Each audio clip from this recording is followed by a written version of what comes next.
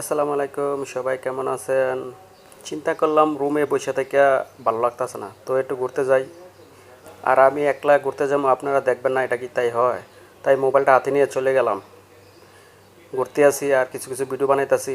আর video বানানোর main উদ্দেশ্যটা হচ্ছিল যে আপনাদের সাথে কিছু শেয়ার করা। তাই তাই ভিডিও করতেছি।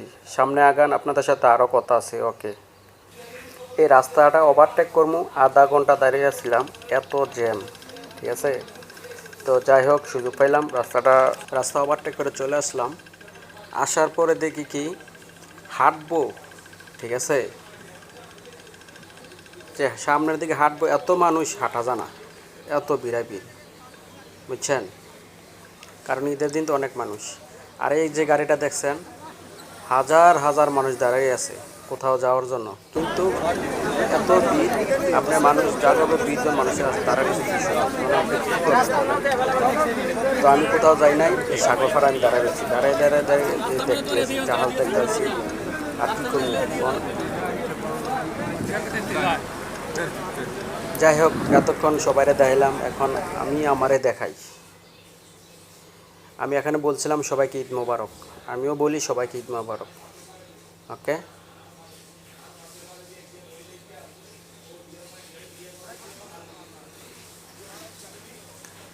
আর আজকে প্রচুর ঢেউ ছিল সাগরে।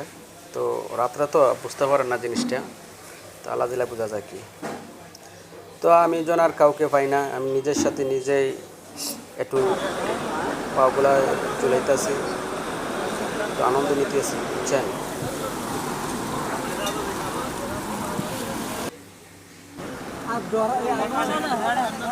যাক, ঘোরাঘুরি করলাম, ঘোরাঘুরি করার পরে খাওয়া দাওয়ার পাল্লা।